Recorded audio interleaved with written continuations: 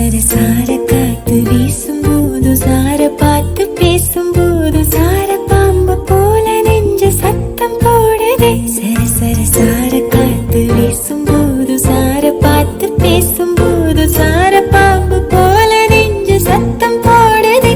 இத்து இத்து இத்து போன நெஞ்ச தைக்க ஒத்த பார்வை பார்த்து செல்லு மொத்த சொத்த எழுதி தார மூச்சு உட்பட இத்து இத்து இத்து போ